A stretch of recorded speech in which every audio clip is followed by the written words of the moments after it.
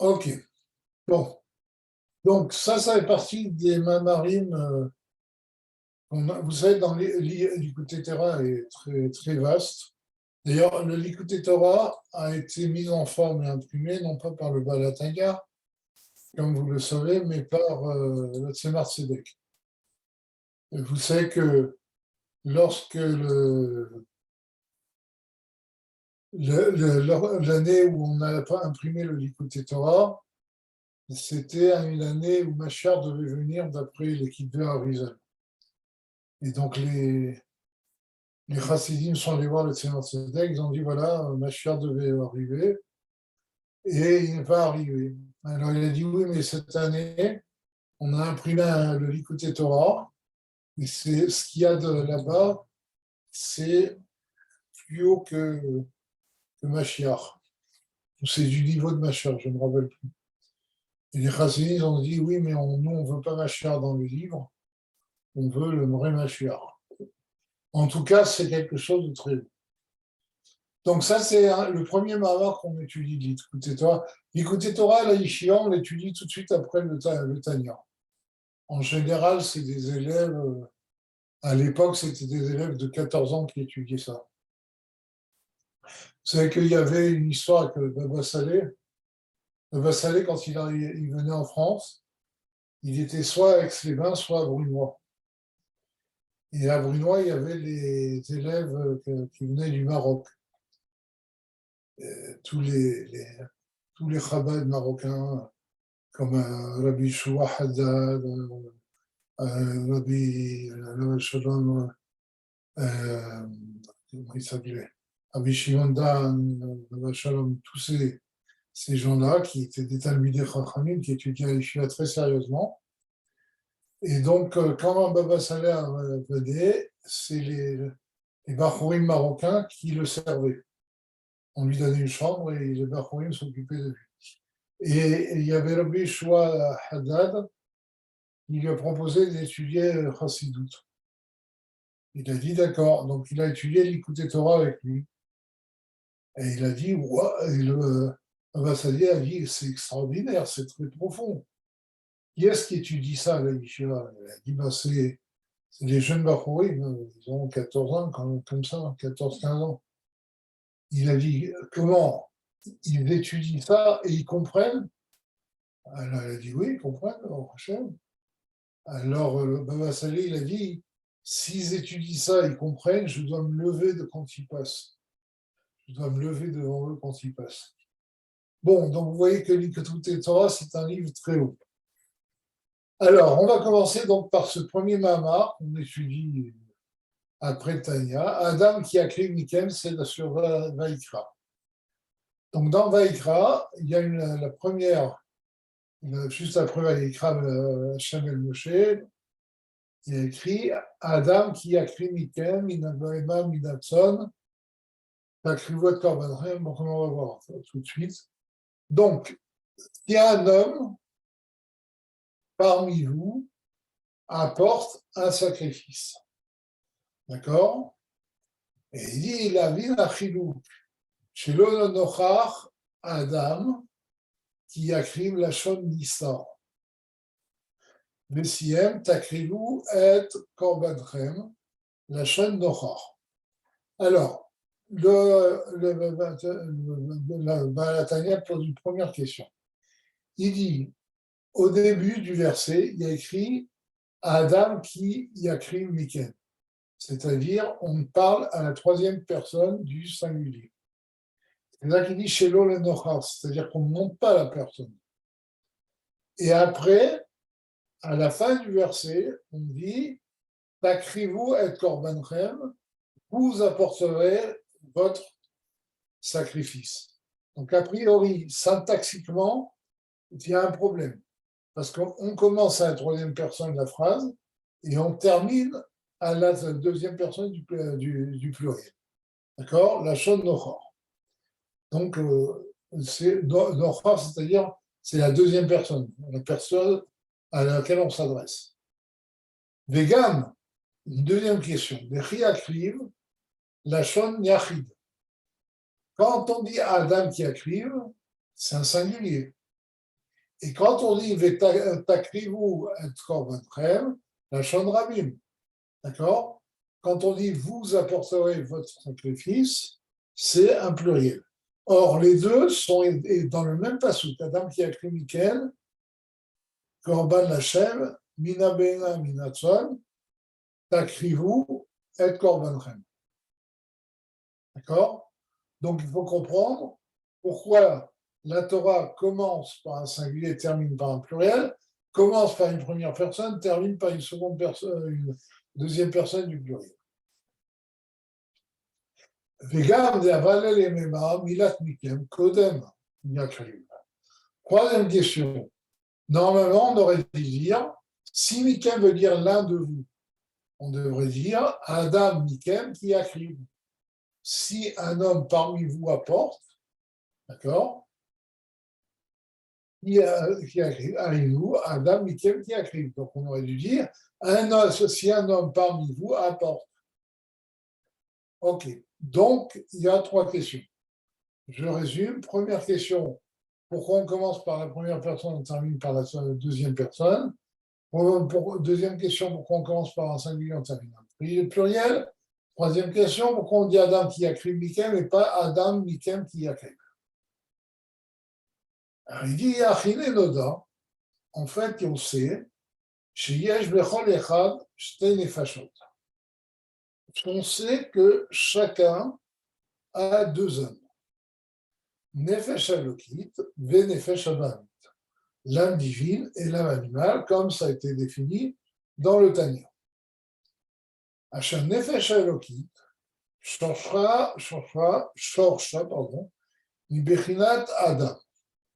Or, la racine de l'âme divine vient du niveau de Adam. Comme chez Katour, Vaivra Elohim et Adam Betsalmu. Comme il est écrit, Dieu a créé l'homme à son image. Donc, ça veut dire que l'homme ici, vous savez que nos Chachamim disent Atem Krouim Adam, c'est vous qui êtes appelé Adam, un homme, et donc, quand on dit que Dieu a créé l'homme à son image, on parle du peuple juif. Et ça fait référence au fait que, donc, comme il a créé le peuple juif, il a mis son âme, une âme divine en lui. Pour si, Valdemut Akissé, Demut Kemaré Adam. De la même façon, il y a écrit, vous savez, dans la vision de Yecheskel, dans le char d'Ézéchiel, il y a écrit, et sur le trône, on a vu un trône porté par des animaux, et bien sur le trône, il y avait l'aspect d'un homme, d'accord, qui correspond à la source spirituelle de l'homme. Donc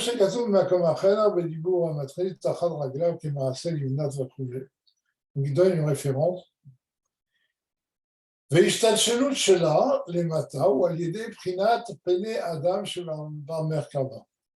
maintenant, comment cette âme divine arrive dans l'homme physique, dans l'homme matériel? Eh bien, elle transite par la face de l'homme qui est dans le champ d'Ézéchiel. Par contre, alors le champ d'Ézéchiel, globalement, ça correspond au monde de Bria. Mais bon, on ne va pas entrer dans les détails. Venefesh Abamit, yi nivkacha mishemare aofanim, veshorsham mibrinat peneshor. Par contre, le Nefesh Abamit, elle provient des déchets théophanim, vous savez, c'est les fameux Ophanim et Chayot HaKodesh que l'on cite le matin, qui eux sont dans le monde de Yetzira, d'accord? Et d'ailleurs, c'est pour cette raison, vous savez, dans le Tanya, le Baal Tanya pose la question pourquoi on fait ces brachot-là avant le schéma? Quel est le rapport avec tout ce qu'on raconte là-bas et le schéma? Et il dit justement, une des raisons des brachot du schéma, c'est que là-bas on parle des Ophanim, et les Ophanim, leurs déchets le niveau le plus bas est la source de l'âme animale. Et donc, on explique dans les brachas du schéma, on explique à l'âme animale que bien qu'il soit attiré par le monde matériel, sa source est une source spirituelle, il provient des anges. Béchorcha, Mibechinat, Penechor. Et la racine de cet animal, de cette âme animale, pardon, vient de la face du bœuf qui est dans le char d'Ézéchiel. Mais parler Yeridat Haneshama, là on a basé, et le but de la descente de l'âme dans ce monde-là, ou qu'aider les varères à Nefesh Abani, c'est pour raffiner l'âme animale, pour, dans un premier temps, la courber, et dans un deuxième temps, la transformer. Ça, c'est pas au niveau de tout le monde, c'est les tzadikim. On peut un petit peu transformer l'âme animale. En tout cas, ça, c'est le point de vue de Chassidut, ça, c'est la chita de Chassidut, c'est de ne pas briser l'âme animale, de ne pas briser le corps, mais au contraire de l'éduquer, de lui apprendre à servir Dieu, d'accord? De le raffiner de façon à ce qu'il puisse lui aussi participer au service de Dieu. Vaïnou, c'est-à-dire, à aider Nefesh Alokit, à Mikla Beshelba. Donc, comment on va éduquer cette âme animale et on va l'amener à servir Dieu? Eh bien, par l'âme divine qui s'investit dans l'âme animale. ומתבוננת בהשם, בהשם אחד בקריאת שמע, שמע ישראל כולים, דזה ואהבת את בכל לבבך בשתי יצריך. Et donc, l'âme divine va réfléchir à la grandeur de Dieu dans le schéma, et par ça, on va arriver à aimer Dieu, bechol levavecha, comme on sait, pourquoi c'est levavecha et pas du becha, parce que justement, le but, c'est d'aimer Dieu de ces deux penchants, par le bon penchant et par le mauvais penchant. D'accord? Alors, que veut dire que l'âme divine s'habille dans l'âme animale? Ça, c'est expliqué dans le Tanya, c'est qu'en fait, quand un juif fait une bonne action, une action qui est tournée vers Dieu, eh bien, l'action est faite par l'âme animale, mais elle est dirigée par l'âme divine qui est dans l'âme animale à ce moment-là. D'accord? Et donc, tout le but de la descente de l'âme divine, c'est d'éduquer l'âme animale, de le raffiner jusqu'à le transformer et en arriver à aimer Dieu par ces deux penchants, aussi bien le bon penchant que le mauvais penchant. Vous vous rappelez, dans des mamarim précédents, on avait expliqué que l'âme animale, ce n'était pas le Yetzer Hara. Le Yetzer Hara, c'était un dérive de l'âme animale. L'âme animale était là simplement, avait une attirance, enfin, ne pouvait avoir de relation qu'avec le monde matériel. Et heureusement, parce que c'est grâce à lui qu'on fait on peut mettre en connexion le divin avec ce monde matériel. D'accord? Et donc, c'est pour cela que tout le travail est de raffiner, d'éduquer l'âme animale de façon à ce que lui aussi en arrive à servir Dieu. Bon, donc ça, c'est le projet divin. Arkodem Kreshma, mais avant le schéma, Tiknu Chachamim Shtaim Lefanea, du Kiyu Makriyat Shema. Comme on l'a dit tout précédemment, nos sages ont institué 2 bénédictions pour accomplir le schéma. Pourquoi?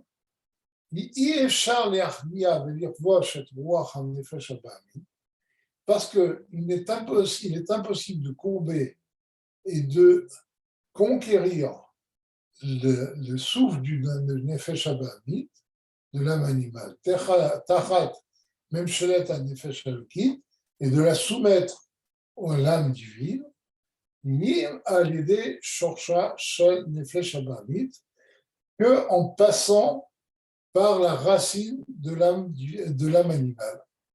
Quelle est cette racine de l'âme animale? Chez Mekor Chosra, ou Mechayot HaKodesh, chez Bamerkava, eh bien, sa source, là d'où elle est tirée, eh bien, ce sont les animaux saints qui sont dans la Merkava, dans le char de Christelle, des ariés, la phase du lion, Pnéchor, la phase du bœuf, etc. D'accord? Et donc, c'est pour ça que l'on mentionne dans les brachot, dans le schéma, les âmes, les anges, etc.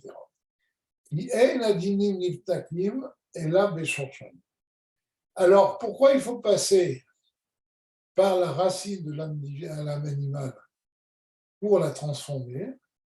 Parce que on ne peut, il dit, la rigueur ne peut être adoucie que si on la prend à sa racine. D'accord? On ne peut adoucir quelque chose de dur que en le prenant à son racine.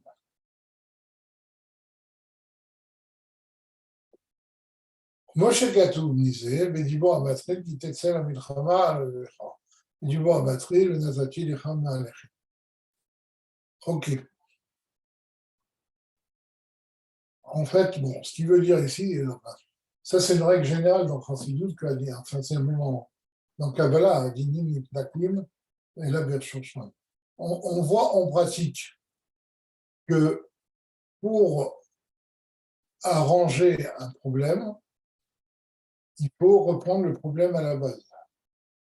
C'est pas en faisant c'est pas en recousant des petits morceaux par-ci par-là qu'on va résoudre vraiment le problème. Pour résoudre un problème, il faut prendre la source du problème et, et transformer la source du problème. Ça, il dit. והנה, על ידי זה, נעשה עלייה גם לנפש האמיתית. Et par cela, par le fait que l'âme divine va être raffinée, va comprendre elle aussi qu'il faut servir Dieu, eh bien, ça va induire une montée aussi pour l'âme divine. Le fait que l'âme animale serve Dieu, ça va faire monter l'âme divine. Alderer d'Achayot nosot et akiseh. Comme on voit dans le char d'Ézéchiel, que qui est-ce qui porte le trône avec la face de l'homme? Eh bien, ce sont les animaux. C'est les animaux qui font monter le trône avec la face de l'homme. Ah, j'ai pas fait de partage d'écran, messieurs.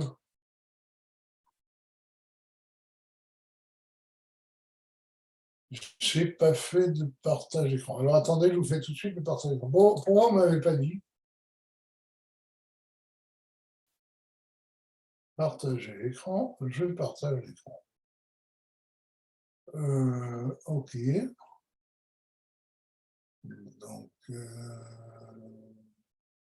on est. Oui. Vous voyez? Voilà.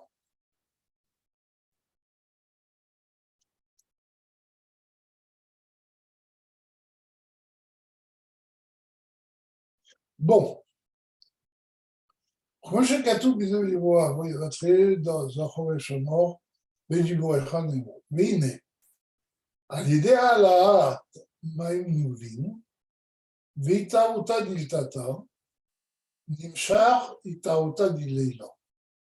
Alors, là, il a introduit une autre notion. Il dit, lorsque les eaux féminines, מים נובעים, c'est des eaux féminines, c'est-à-dire, c'est le bas qui va vers le haut. D'accord? C'est ce qu'on appelle Intaruta Diltata. C'est quand, lorsque le juif se réveille pour aller vers Dieu. eh bien, ce réveil qui vient du juif va provoquer un réveil de Dieu, c'est-à-dire que Dieu va lui prodiguer des forces. וזהו עניין שהנאמר בקורבנות, ריח ככוח להשם. Et c'est ça le sens de ce qui est écrit dans les sacrifices, que ça va être une odeur agréable pour Dieu. Pourquoi? Parce que quand l'homme fait un sacrifice, ça c'est un travail qui vient d'en bas, donc ce travail monte vers Dieu, d'accord? Itaota diltata, c'est le réveil d'en haut, eh bien ça va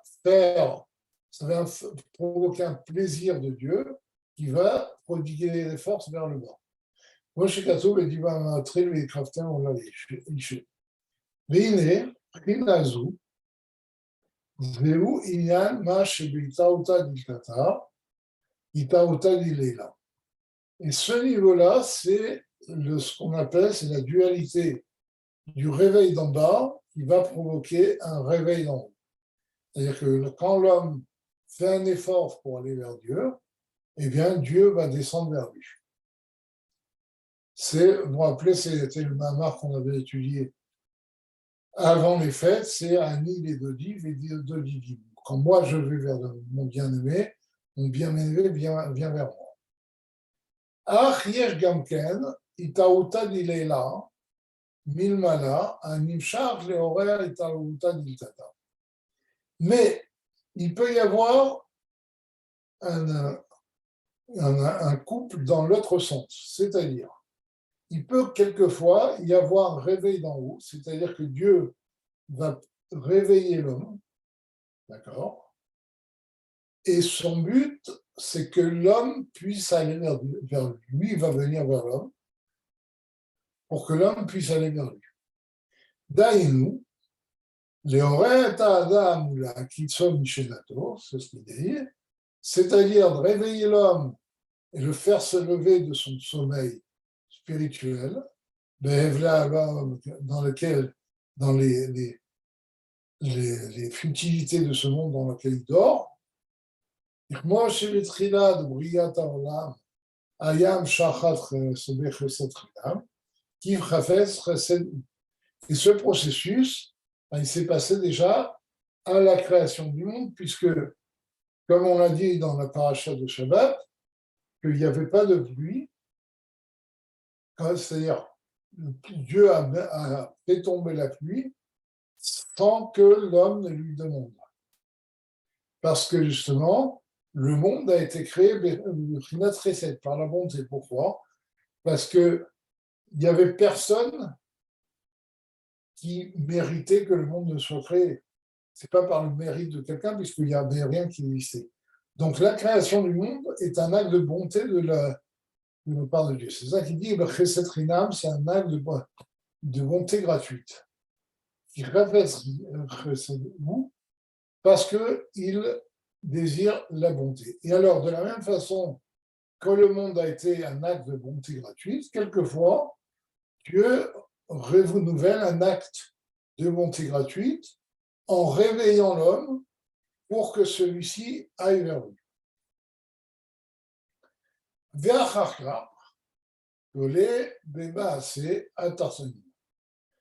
après, ça va dépendre de l'action des créatures. Moi, je suis Gatour,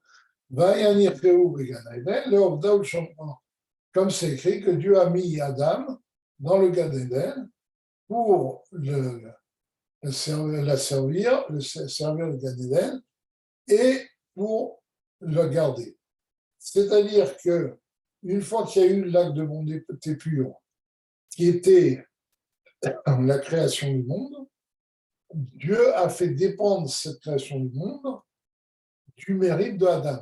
À partir du moment où il a créé Adam, eh bien, le monde tenait par ce que faisait Adam. Et c'est pour ça qu'il a écrit les Ovda ou les Shomra. D'accord? Comme c'est expliqué dans les Toutes Torah, que les Ovda, ce sont les Misot Tassé, et les Shomra, c'est les Misot Tassé. C'est-à-dire que même Adam et Chava accomplissaient les Misot. Bon.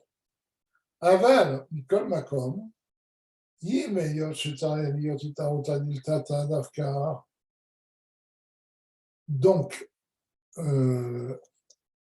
cependant, bien que normalement, il doit y avoir d'abord un réveil d'en bas. Avanim comme ça, mais malgré cela, il peut arriver qu'il y a un réveil d'en haut qui précède le réveil d'en bas. C'est-à-dire le but du réveil d'en haut, c'est que l'homme serve Dieu par les forces qui lui sont prodiguées. Moshe Katou misait le divan à Matrel, la cita des Kodesh, Moshe Katou, ce divan à Matrel, le Tradan, ce divan à Matrel. Bon,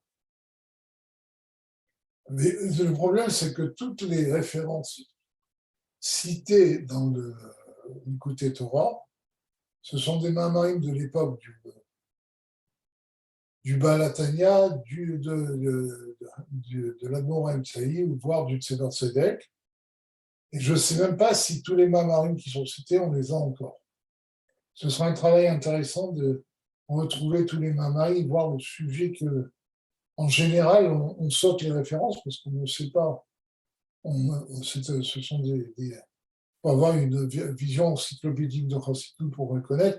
Et je vous dis, je ne suis même pas sûr que tous les mamarim qui sont cités existent encore. Bon, Aechad,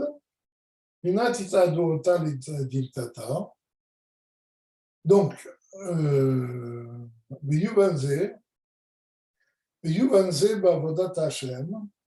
donc on va comprendre cela dans notre service de Dieu. Parce qu'on voit, qu'il y a deux niveaux dans le service de Dieu.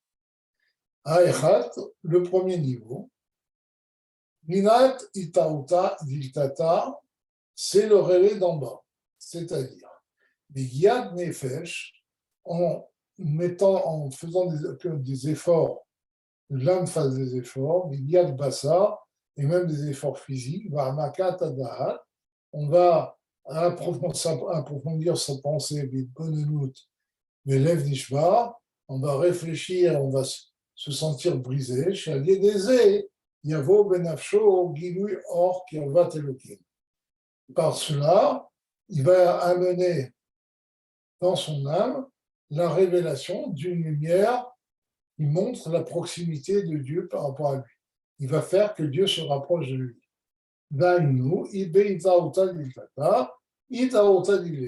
Donc c'est le processus où, lorsque l'homme se rapproche de Dieu, il fait un effort pour aller vers Dieu, et bien Dieu vient vers lui.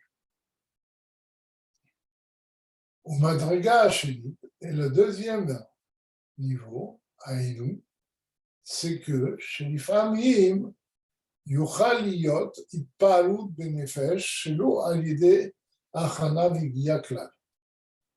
Quelquefois, on peut ressentir un éveil sans avoir rien fait pour cela. Ni se fatiguer, ni de se préparer, ni rien. Comme nous voyons, chez Yesh Arbe Anashim, chez Mitorerim,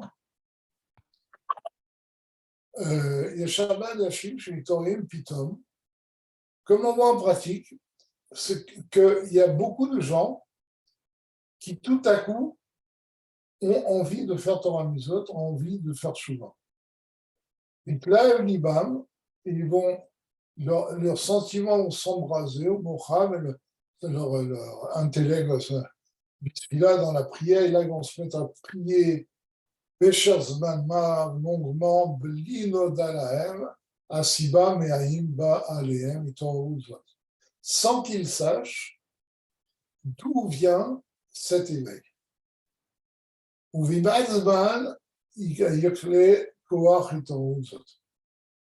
le problème, c'est qu'au bout d'un certain temps, tout cet éveil s'en va. Il se termine comme s'il n'a jamais été existé. Ve'ainu, Shei Behemet Ahara Milmala.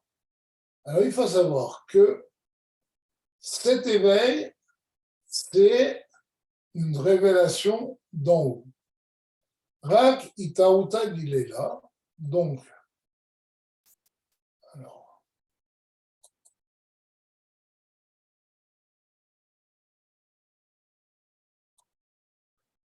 mais ce qui n'est qu'un éveil d'en haut, les horaires Itaouta Diltata,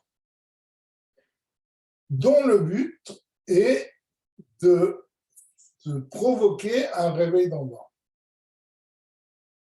Et s'il n'y a pas le réveil d'en bas, comme on va le voir, qui suit, eh bien, le réveil d'en haut n'a servi à rien.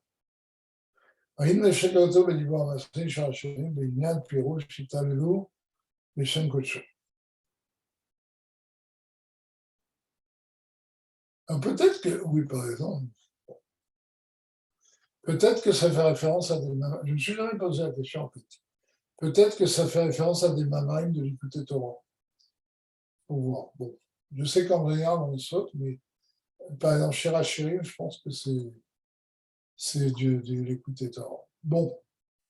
Vous savez que les références ont été mises par le Tzemar Tzedek, par le Balatay.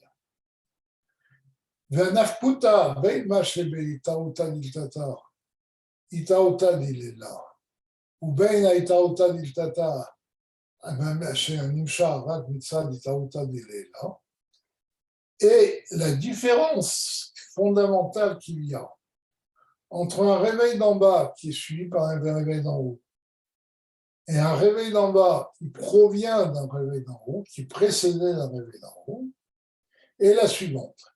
C'est que lorsqu'il y a un réveil d'en bas vraiment, par une fatigue de nous-mêmes, c'est-à-dire par un travail qu'on fait sur nous-mêmes,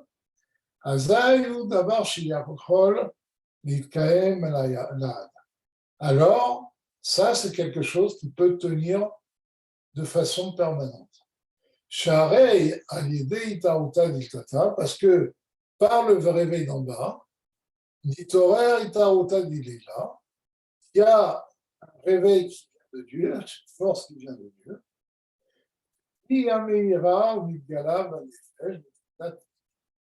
et cette force éclaire et se révèle dans l'âme d'une façon au niveau profond, puisqu'il s'est préparé à cela, il s'est d'abord préparé à cela. Puisqu'il a fait le travail suffisant pour monter vers Dieu, alors il est prêt à recevoir cette révélation de Dieu. Et cette révélation de Dieu va entrer en lui parce qu'il a fait ce qu'il fallait pour qu'elle arrive jusqu'à lui et qu'elle entre en lui. Mais la reine, eh bien, c'est pour cela que par cela, il va avoir une force, une vigueur dans son âme, l'iot od itaouta diltata, de pouvoir se réveiller de nouveau pour monter, devenir un niveau plus haut. Machenken. Par contre,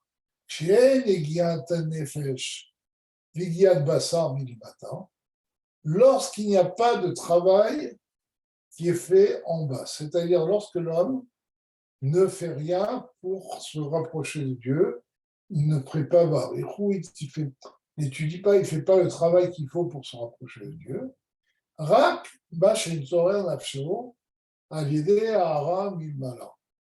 tout à coup, son âme va être réveillée par une force divine qui provient d'en haut. Velo echi libo leorer, achakar nafshu. Et quand il reçoit cette force divine, il n'était pas prêt à réveiller par la suite, en utilisant cette force divine, réveiller par la suite son âme pour se rapprocher de Dieu. Alors, s'il n'utilise pas les forces que Dieu lui prodigue pour faire un travail sur lui et se rapprocher de Dieu, eh bien, cette force que Dieu lui a prodiguée va s'en aller, et donc tout le sentiment qu'il va avoir va disparaître, et elle ne va pas rester du tout. Et parce que lorsque ce rayon supérieur, ce rayon divin s'en va, chez Eina Beira Rak Peet Ratson, qui n'éclire qu'à un moment propice, Azayala Kelo Aya. Aya Kelo Aya. À ce moment-là, c'est comme si il n'a jamais existé. Kelo Aya, pardon. C'est comme si il n'y a eu jamais de sentiment qui s'est réveillé. D'accord? Et ça, on voit en pratique. Il y a beaucoup de gens qui commencent à s'approcher de la Torah, ils trouvent ça extraordinaire, etc. Et ils ne font pas le nécessaire pour intérioriser ce sentiment qu'ils ont tout à coup. Et ben après, ils retombent et ils abandonnent tout. Moi, je me rappelle, j'ai eu un exemple très fort de ça. Quand j'ai commencé à faire Tchouva, j'étais encore dans une école d'œil. J'étais au lycée Voltaire. Et j'avais un ami à moi qui était juif. Et j'avais parlé de Chabad et tout. Et il est allé il a passé un Shabbat à la yeshiva. Il est ressorti de la yeshiva avec une kippa, des tzitzit, il était émerveillé, etc. Mais je lui dis, il faut étudier, il faut pas. Il dit non, au bout d'une semaine, tout est passé, il est redevenu aussi frais qu'il était.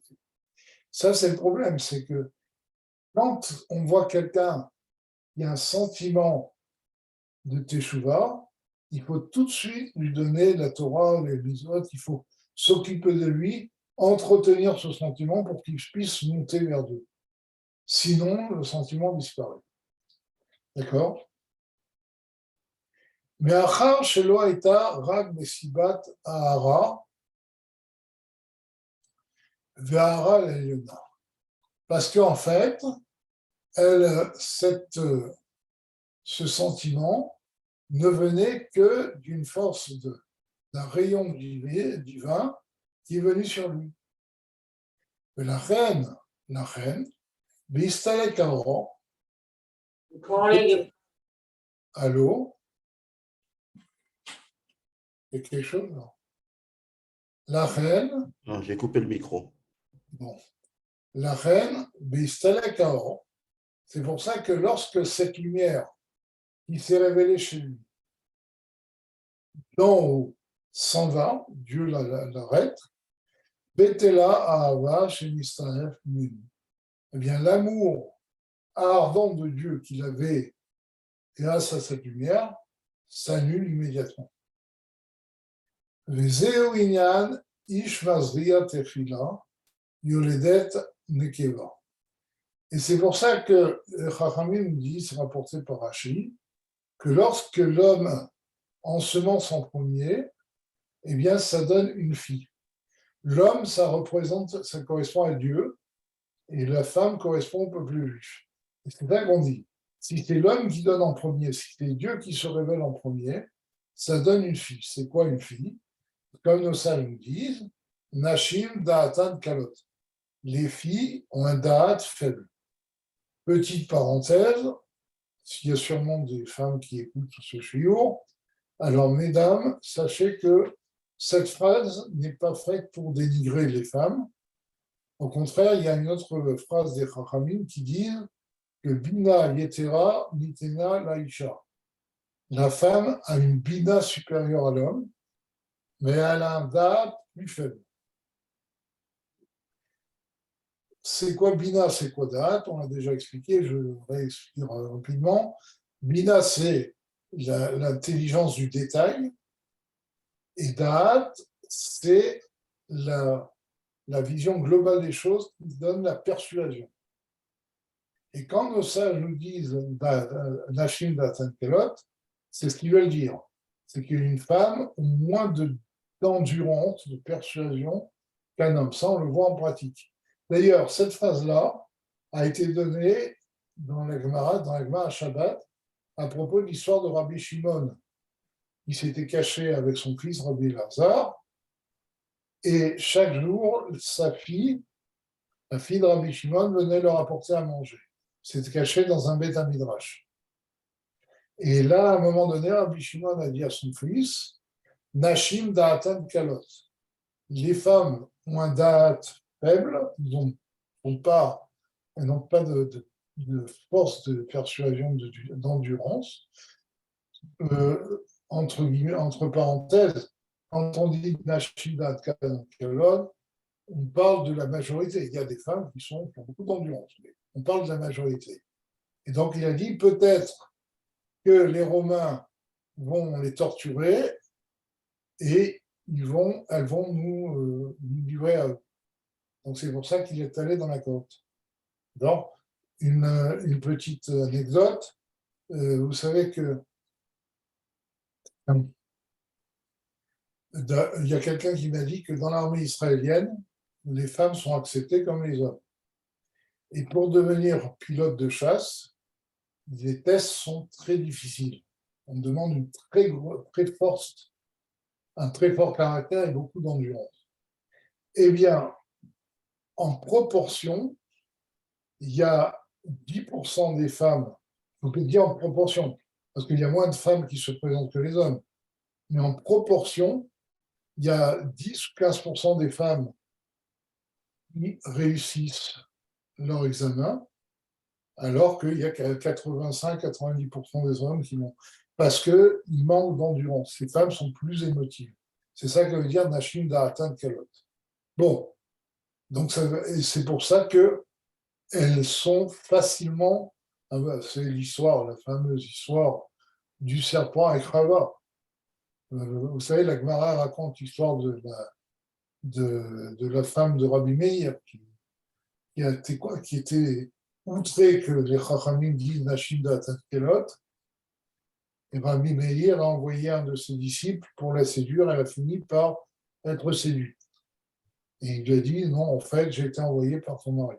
Ça, c'est très mal terminé, mais ce que je veux dire par là, c'est que malheureusement, c'est un fait, il faut en tenir compte, les femmes ont un caractère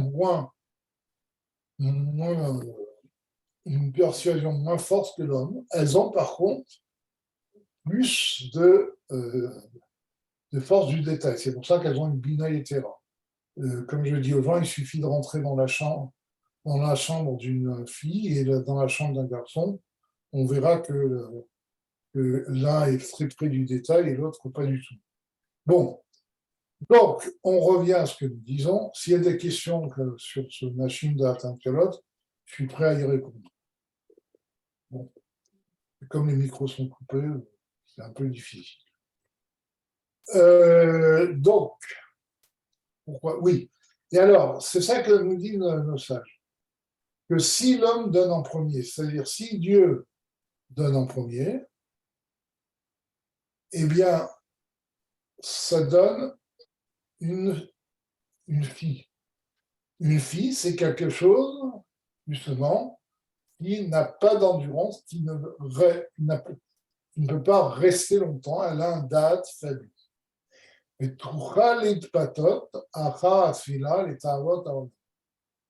donc, le juif qui a cet éveil pendant qu'il prie, par exemple, va pouvoir être séduit par la suite par les désirs de ce monde. Aval, Imisha Basra Techila, mais si c'est la femme qui ensemence en premier, Liod Metaouta Diltata et Taouta Dilela. Là, on a le processus du réveil d'en bas qui précède le réveil d'en haut. Azaï Yoleded Zahar. Là, ça donne un garçon, chez Oudat Chazak Ba'avoda, qui a une grande persuasion dans le service de Dieu. Ve'ayen mashikatu, me'inyan ish mazriat tefila, ça veut dire à matril. Ve'aya minespar bnei Yisrael, gabé batkol machezek, mashikatu, dibour à matril, 66 détails. Ve'zeu asiba, lama shekomulim et atzman, ba'alet avoda, aleyot ba'em ruach ta'ora, ve'yutorut la'avodat Hashem, al-kama shavua, ve'acharka moseget l'imam. Et ça, c'est la raison du reproche que font ceux qui servent Dieu. Il y a des juifs qui disent je ne comprends pas, parce que des fois, quand je suis en train de prier, eh bien, je me sens très pur, je me sens très haut, j'ai un grand sentiment pour Dieu, et au bout de quelques semaines, tout s'en va. C'est pas normal. Il dit non. La Sibalazé, il y a une raison à cela. La raison, c'est où les filles chez Toruzu, Aïta Milmala Levad.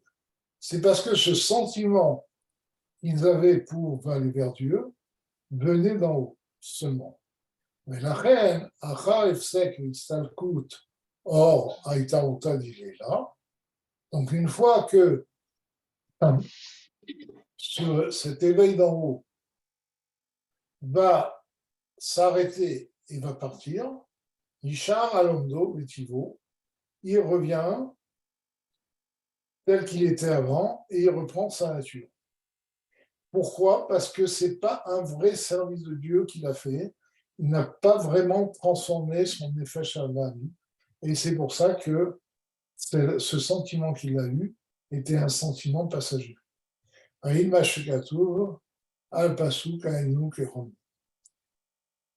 pense qu'on va arrêter là. Est-ce qu'il y a des questions? J'ai une question. Bonsoir. Oui. Est-ce que le réveil d'en haut ne peut pas être aussi un tremplin facilitateur pour avoir un réveil d'en bas? Ah oui, non, c'est quand le réveil d'en haut. Mais c'est ça qu'on a dit. C'est ça qu'on a dit. C'est que, en fait, le réveil d'en haut vient pour que on l'utilise pour se rapprocher de Dieu. Il est là pour nous. Il ne vient pas c'est pas fortuit. Il ne vient pas pour rien. Il vient pour nous aider à aller vers Dieu. C'est exactement ça. Mais alors, attends, ok. Mais si on ne fait rien, ce qu'il a expliqué, c'est que si on ne fait rien, ben là, il n'y a rien qui va se passer. D'accord? Oui, absolument. Au contraire, le but du réveil d'en haut, c'est de nous faciliter de nous rapprocher de Dieu. Mais deuxième question. Il faut savoir l'utiliser. Deuxième question, en quoi le service de la prière transforme le Nefesh Abahamit? C'est assez compliqué. C'est un sujet en lui-même. Il y a tout un mamar du revue précédent qui explique en gros, c'est parce que pendant le. Qu'est-ce qu'il a demandé? Est-ce que le réveil d'en haut est que par des épreuves? Non, au contraire, le réveil d'en haut, c'est pas des épreuves. C'est un sentiment de proximité de Dieu, c'est le contraire. Bon, alors, il y a un mamar du Rabbi précédent qui explique bien ce sujet. C'est que, en fait,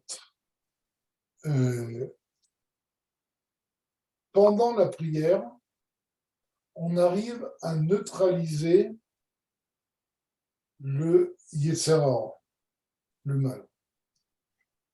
Là-bas, il explique pourquoi le cou est plus petit que la tête.